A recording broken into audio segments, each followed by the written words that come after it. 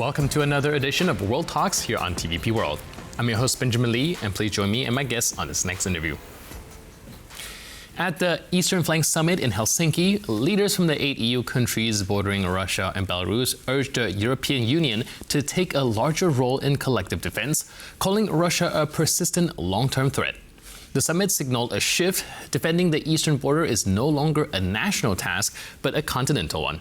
Joining us to assess what this means for EU defense strategy is Louis Wierenga, a lecturer in international relations at the Baltic Defense College, an expert in regional security and NATO-EU relations. Hello and welcome to TVP World. Good evening. Thank you for having me. So recently, Prime Minister Donald Tusk said Europe now understands that the Eastern region's security is common responsibility. Now, in your view, is that view actually truly taking hold across the European Union? It's starting to. I mean, certainly across the region. I mean, as you highlighted, there are 8 nations: Sweden, Finland, Poland, Estonia, Latvia, Lithuania, Romania, and Bulgaria that convened in Helsinki and are coming out with this Eastern Flank Watch initiative. But they also said that they are open to the other EU 27. So they're going to take this forward and try to get some even more multilateral consensus there.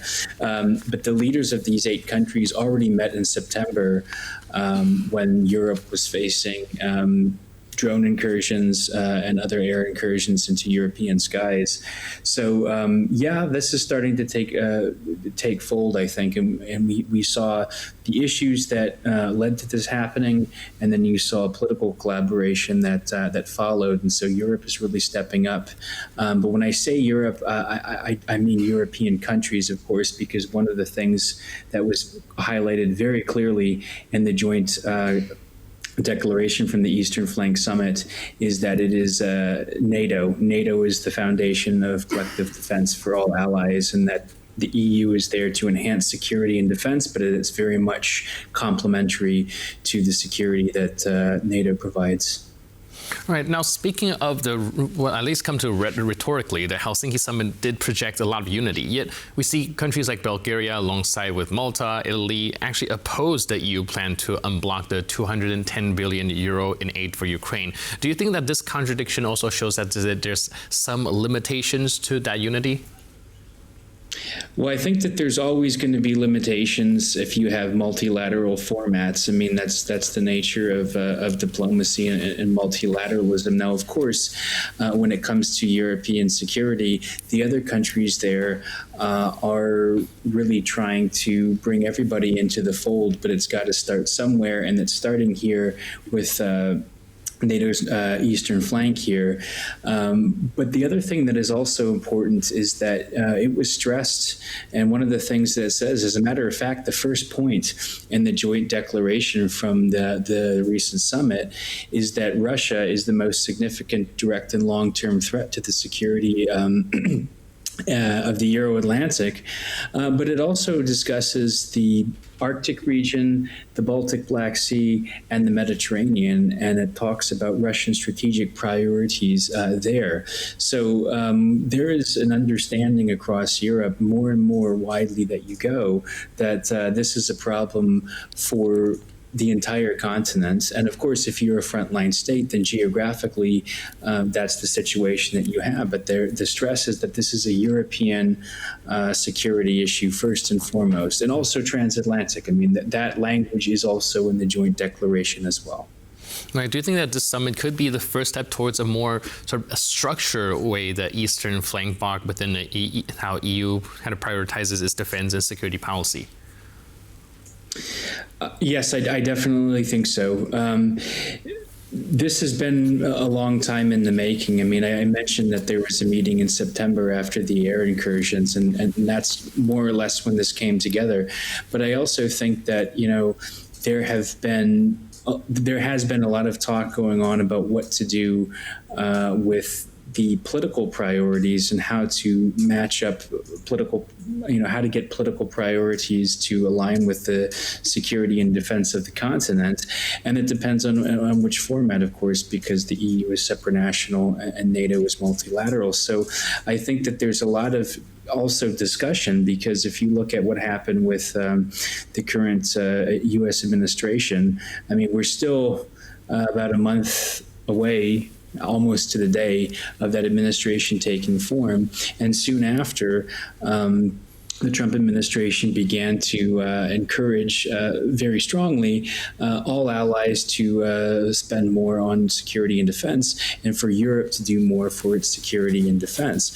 But so that's exactly what Europe has done. They say, okay, we're seeing that this is serious, and in parallel to this, Russia's getting more and more aggressive with the frequency and severity of hybrid threats and attacks against European member states. Even further west than the three Baltic states and Poland, engaging in all sorts of boundary testing and, of course, monitoring response time, both politically and militarily. So I think that, the key thing to look into is one of the things that, is in that joint declaration, is that there's a regional focus from the Arctic to the Baltic and Black Seas to the Mediterranean, and that the strategic goal of Russia is to create a buffer zone that stretches through the region. And the issue of severity there, and the issue of time that we don't have, so we have to act as quickly as possible. That is where I think we're seeing a lot of politically organized movement now in the right direction. Right. You mentioned having to act as quickly as possible, and a lot of the criticism, of course, when it's levied against the EU is how things are usually working at a glacial speed. Do you think that this summit is any different, and should we expect anything to be delivered in more concrete terms? Well, that depends.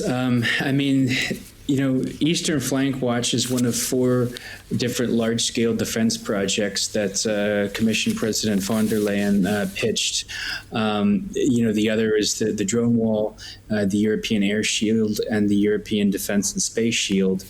And official endorsement for these flagship projects hasn't yet come, but countries have moved ahead, with different coalitions that are open to different capitals. And so this is always a start to it, is to have very formal and concrete discussions about the most pressing issues and where people can find common ground and what needs to be done.